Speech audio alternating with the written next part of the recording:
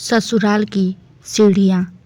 शाम का समय था। आसमान में लालिमा छाई हुई थी और पक्षियों चहचहाट धीरे धीरे शांत हो रही थी। सीमा की शादी को अभी 7 दिन ही हुए थे और वह पहली बार अपने ससुराल पहुंची थी। एक पुराना ऊंचा मकान जिसके बाहर खड़ी होकर वह अपलक देखती रह गई। उस हवेली जैसी दिखने वाली इमारत की सबसे अलग बात थी उसकी सकरी, पतली और हल्की टेढ़ी सीढ़ियाँ जो ऊपर की तरफ जाती थी। सीढ़ियाँ देखकर सीमा को अजीब सा एहसास हुआ, जैसे कोई उसे वहाँ ऊपर चढ़ने से मना कर रहा हो। बहू अंदर आओ, सासू माँ की आवाज़ से सीमा तंद्रा उठी। वह मुस्कुराई और अंदर चली गई, पर मन के किसी कोने में वह सीढ़ियाँ बस गई। शादी का उत्साह अब थोड़ा थोड़ा उतरने लगा था। ससुराल की दिनचर्या सीमा सीख रही थी। सास जेठानी, देवर और घर के बूढ़े बाबा। लेकिन एक बात अजीब थी, घर के ऊपरी माले के बारे में कोई बात नहीं करता था। सीढ़ियाँ वही थी, पुराने सीलन भरी, पर उस पर कोई जाता नहीं था।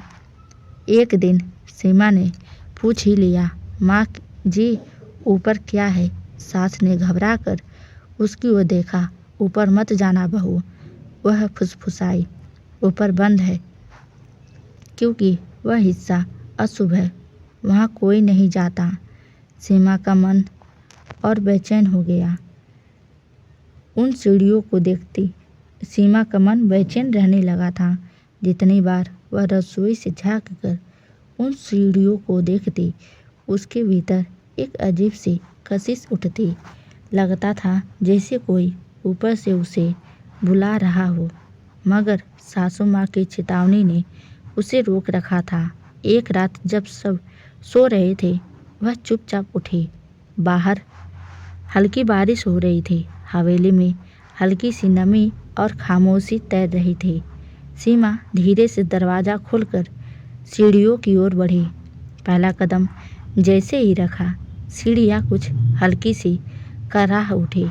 आगे मत आओ, एक धीमी सी आवाज़ कानों में पड़ी। सीमा चौंक गई। उसने इधर उधर देखा, मगर वहाँ कोई नहीं था। शायद वहम होगा, उसने खुद को समझाया। वह ऊपर की तरफ बढ़ती गई। सीढ़ियाँ पुरानी थी, हर कदम पर चरमराती थी, पर जैसे जैसे वह ऊपर चढ़ती गई, एक अजीब सी ठंडक महसूस होने लगी, जैसे हवा में कुछ बर्फीली चीज़ घुली हुई हो। ऊपर पहुंचकर उसने देखा एक पुराना दरवाज़ा, जिस पर जंग लगे ताले थे, पर आश्चर्य की बात यह थी कि ताले खुले थे। सीमा ने दरवाज़ा धीरे से धकेला। अंदर गुप्त अंधेरा था। उसने मोबाइल की टॉर्च जलाई। धूल से भरा कमरा, एक दीवारों पर पुराने चित्र और एक कोने में पड़ा था एक बड़ा सा झूला हिल रहा था अपने आप। सीमा की सांसें तेज हो गई। कौन है वहाँ? उसकी आवाज़ काँप गई। अचानक झूले के पास से एक साया उठा। एक औरत, लाल साड़ी में, लंबे बाल और चेहरा झुलसा हुआ। सीमा चीख नहीं सकी, उसका गला बंद हो गया। तू मेरी जगह ले आई है, वह औरत फुसफुसाई। मैं इंतजार कर रही थी। सीमा बेहोश होकर जमीन पर गिर पड़ी। सीमा जब होश में आई तो वह अपने कमरे में थी। उसके पास सासू माँ बैठी थी, चेहरा गंभीर और आंखों में डर। तू ऊपर क्यों गई थी बहू? उन्होंने कांपती आवाज़ में पूछा। सीमा कुछ कह ना सकी, बस आंखों में डर भर कर देखती रही।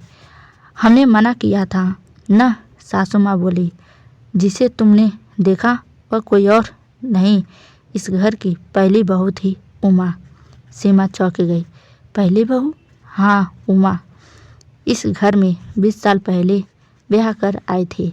ठीक तेरे जैसी सुंदर, शांत और जिज्ञासु वह भी बार बार उन सीढ़ियों को देखती थी। और एक दिन वह भी ऊपर चली गई, फिर वापस कभी वैसी नहीं लौटी। सीमा के रोंगटे खड़े हो गए थे। क्या हुआ था उसके साथ कोई नहीं जानता। एक दिन उसकी चीखें आई।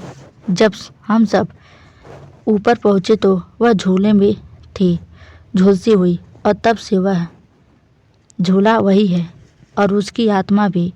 सीमा काँप उठी। पर फिर आप लोगों ने उसे ताला क्यों लगाया?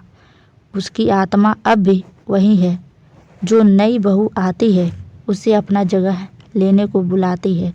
2 बार और ऐसा हो चुका है। इस बार भी हमने ताले लगाए थे, पर वह हर 7वें दिन खुल जाते हैं। 7वां दिन, सीमा ने धीरे से दोहराया। वह जान चुकी थी वह चुनी गई है और उमा अब नहीं छोड़ेगी। सीमा को अब रात में नींद नहीं आती थी। हर रात को उसे लगता कि कोई उसे पुकार रहा है। बहुत धीमी घुटी घुटी आवाज़ में, सीमा, मेरी जगह ले लो, मैं इंतज़ार कर रही हूँ। वह चीख कर उठ जाती। पति अजय उसे समझाता, लेकिन जब सीमा ने उसे सब कुछ बताया वह चुप रह गया। तुमने मुझे कुछ नहीं बताया अजय? सीमा ने पूछा। अजय की आंखों में दर्द और डर दोनों थे। मैं चाहता था तुम कभी उस ओर मत जाओ। मैं जानता था वह झूला, वह सीढ़ियाँ सब श्रापित है, पर मुझे हर रात पुकारती है। क्या मैं भी नहीं? अजय उसका हाथ पकड़ा। मैं तुम्हें कुछ नहीं होने दूंगा। उस रात पहली बार सीमा ने अजय के सीने से लगकर सुकून महसूस किया, पर वह सुकून देर तक नहीं रहा। अगले दिन सुबह सीमा को एक पुरानी डायरी मिली। उस पर ऊपर वाले कमरे के पुरानी संदूक में छुपी हुई यह डायरी किसी उमा की थी। उसके पहले ही पन्ने पर लिखा था, अगर कोई यह पढ़ रहा है तो जान लो मैं मरी नहीं हूँ, मुझे इस घर ने निगल लिया है। सीमा की उंगलियां काँप उठी। डायरी के हर पन्ने पर उमा की कहानी थी।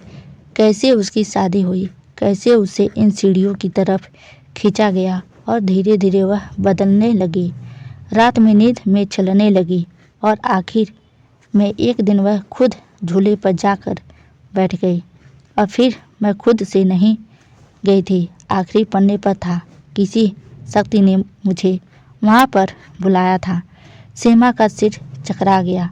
डायरी के पन्ने अचानक हवा से उड़ने लगे और झूले की चरमराहट फिर सुनाई दी। नीचे नहीं, ऊपर से।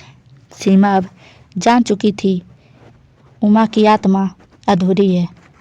वह किसी को अपनी जगह चाहिए।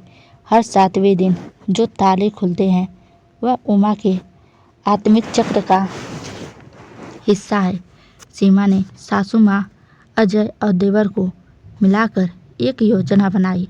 7वें दिन रात ठीक 12 बजे सीमा ने उमा की तरह लाल साड़ी पहनी, माथे पर बड़ी बिंदी लगाई और दिए के साथ सीढ़ियाँ चढ़ी। झूला अब भी हिल रहा था और उमा की परछाई दरवाजे पर बैठी थी। मैं आ गई, सीमा बोली। उमा मुस्कुराई, डरावनी भयावह हंसी के साथ। लेकिन तभी अजय और परिवार नीचे से हनुमान चालीसा बजाने लगे। सीमा ने अपने थैले से गौमुखी जल छिड़का और तुलसी माला उमा पर फेंकी। जा उमा, तुझे मुक्ति मिले, सीमा चिल्लाई। अचानक झूला जोर से हिला। उमा चीखी, नहीं अभी नहीं। पर हवन की राख और मंत्रों की गूंज से वह आग की लपटों में समा गई और झूला जलकर राख हो गया। घर की हवा बदल गई, सीलन हट गई, दीवारें साफ हुई और ऊपर का कमरा एकदम शांत।